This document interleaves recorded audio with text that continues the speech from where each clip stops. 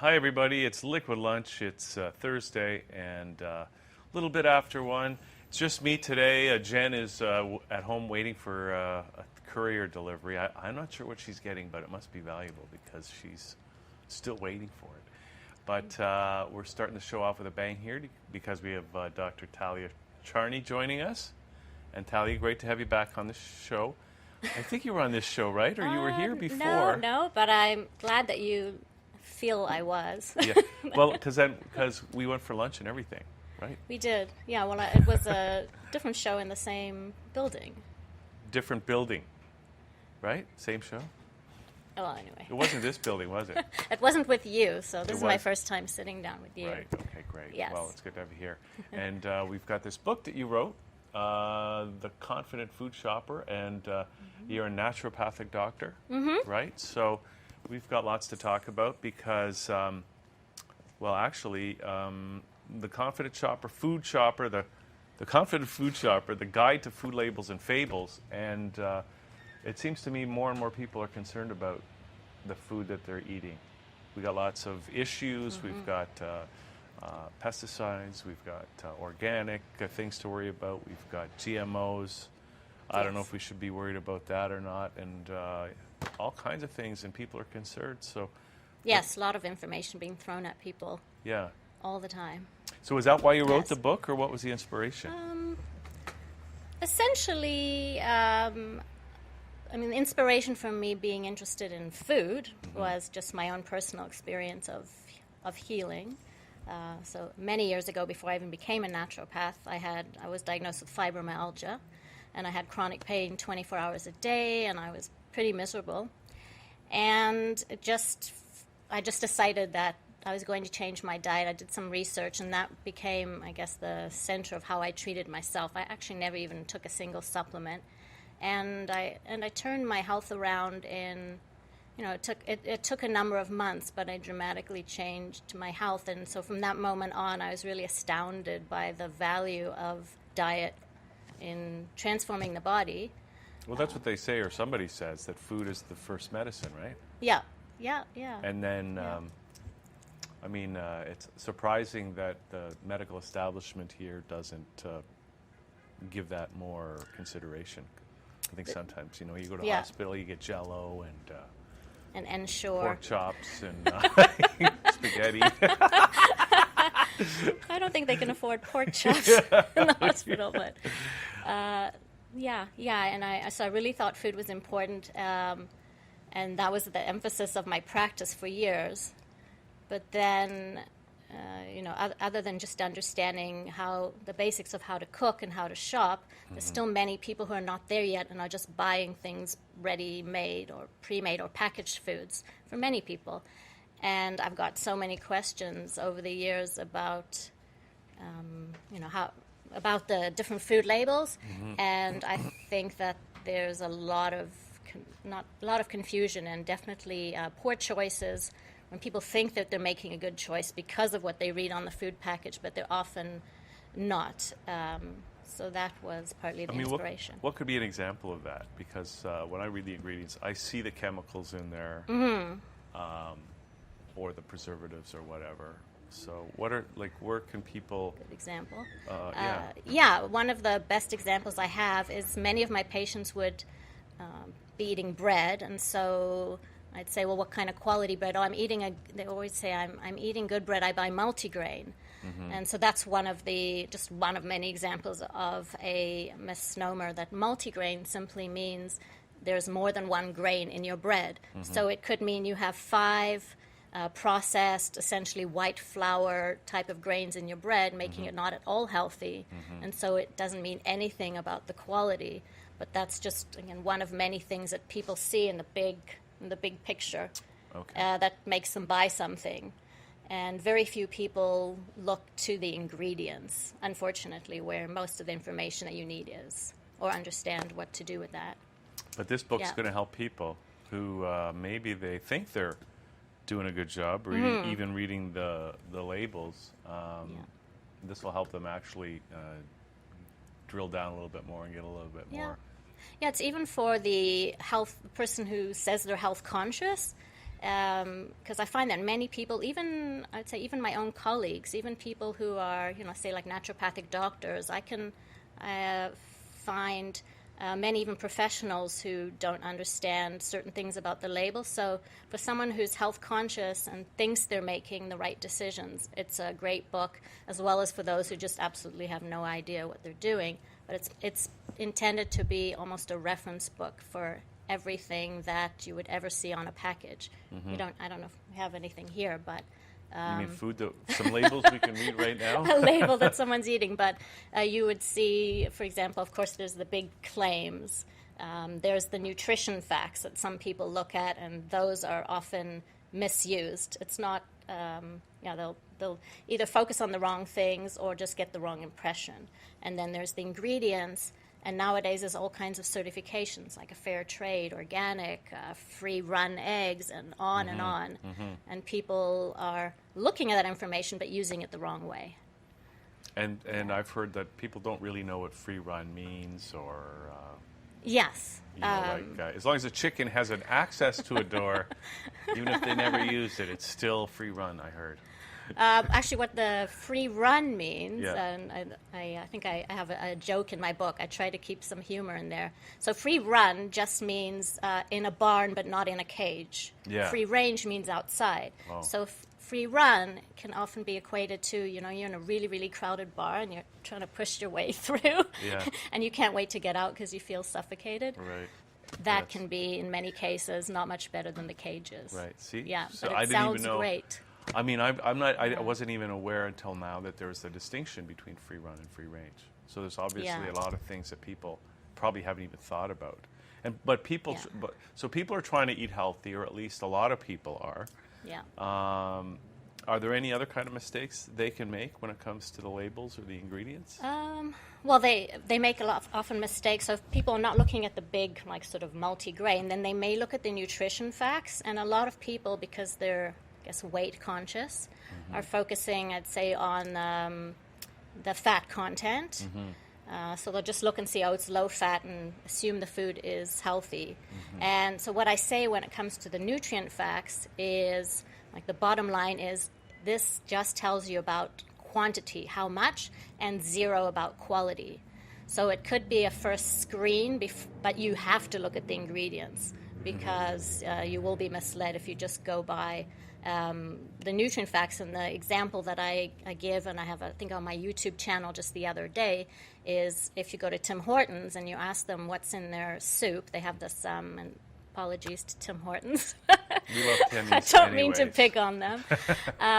But if you ask for the ingredients, what you usually get is the nutrient facts. And you'll see when you look at this particular soup, it says low in calories, zero trans fats, and a few things that all seem like you'd go, check, check, check, that sounds good.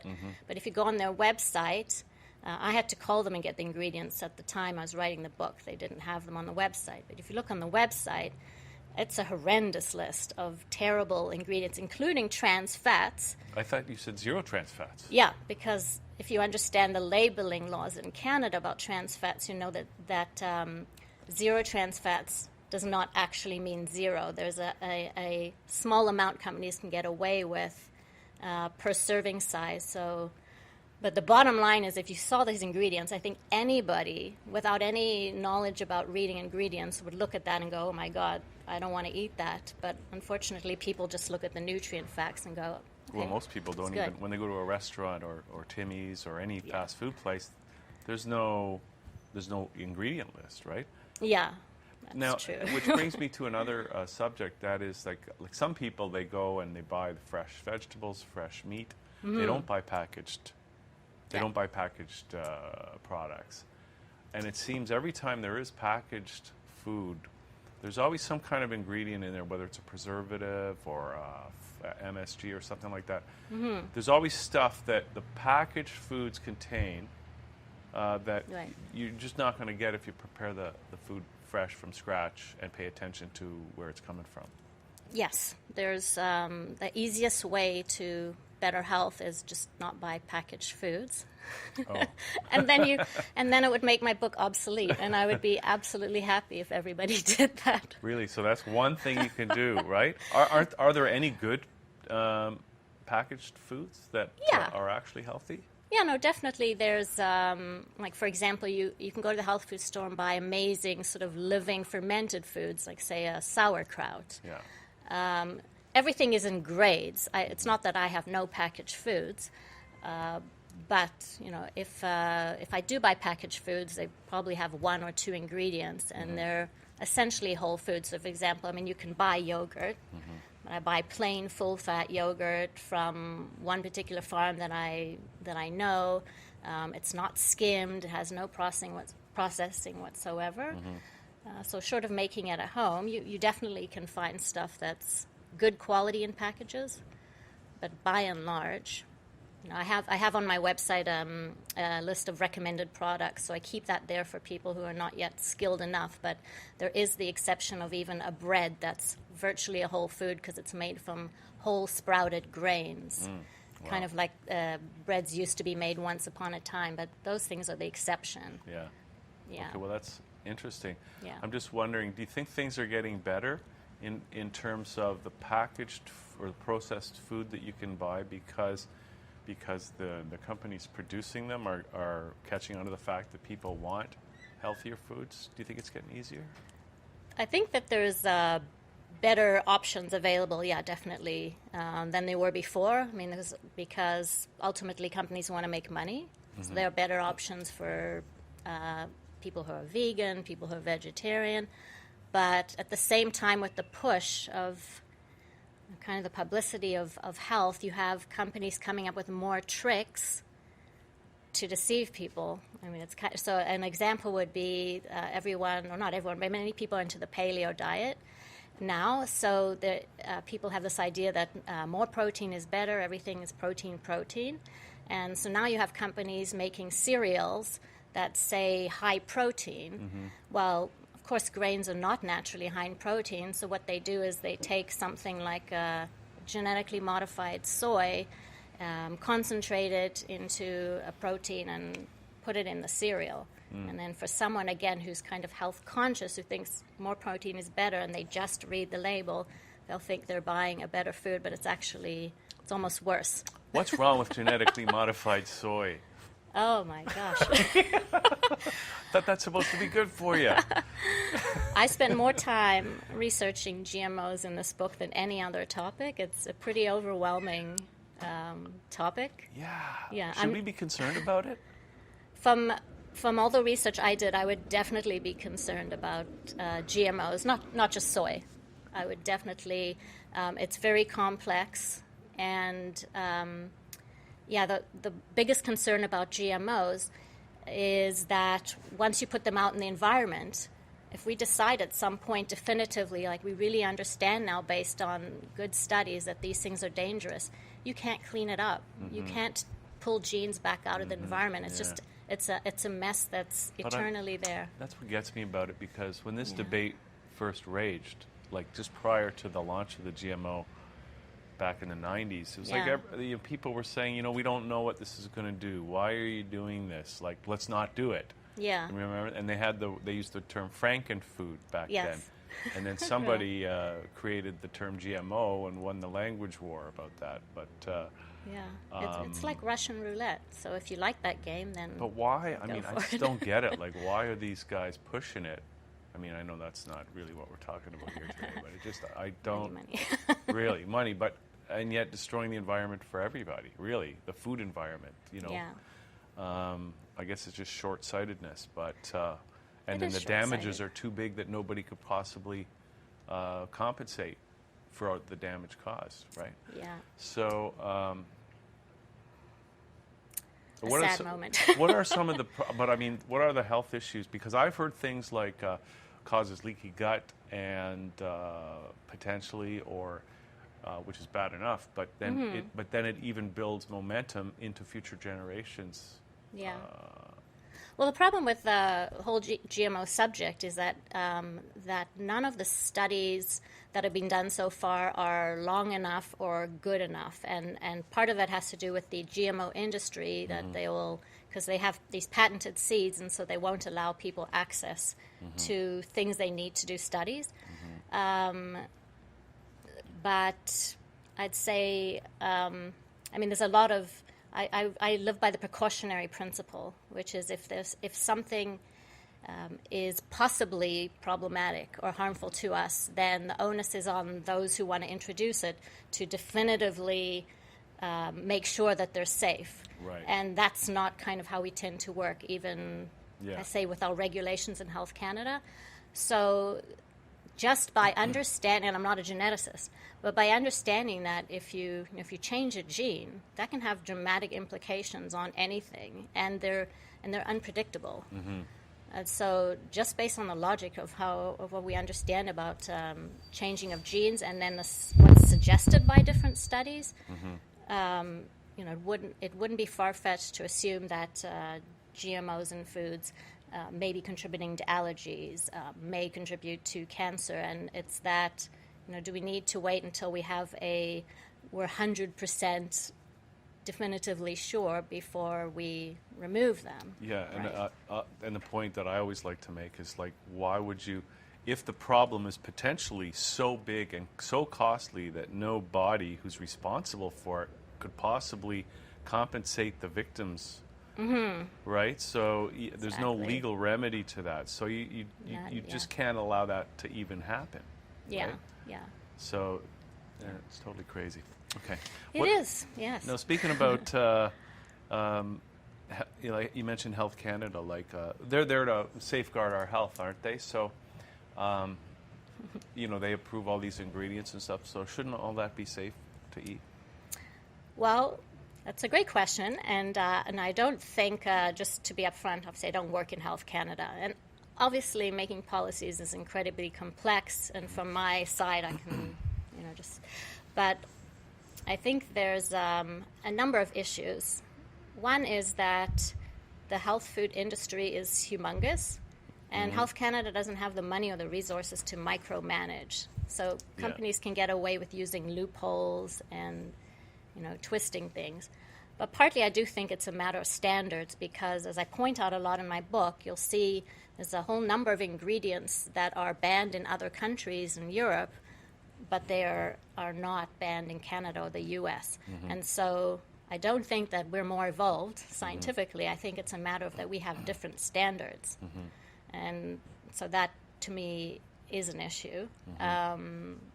So there definitely are ingredients that are approved, but I feel that shouldn't be.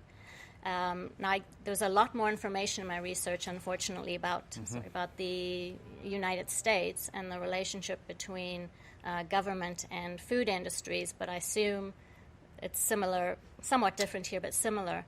So they have a lot of power and a lot of money and a lot of influence, and you have often conflicts of interest. I won't go into detail, but they're. Well, when we see people going from high positions in the industry into high positions in the regulatory bodies, then then you just have to be careful. I think the real solution is that we just have to be. We can't really depend on Health Canada or any other regulatory body or the food producers to really be looking after our health. We have to take responsibility. Yeah. We have to get educated. We have to get informed and just decide what is best for us, right? And I guess your book that's a good point. is going to help people to do that. I hope so. Yeah, I don't again mean to be. I don't want to be malicious to anybody, and as I said, I don't think Health Canada is going out to try to create problems for people. Probably the intentions are good, but I think the best thing is to rely on yourself and some experts that don't have any kind of conflict of interest, or that have to divide their energies and their resources between the public and industries. That's neutral. There are some great non-governmental organizations that have great reliable information, like the Center for Science in the Public Interest.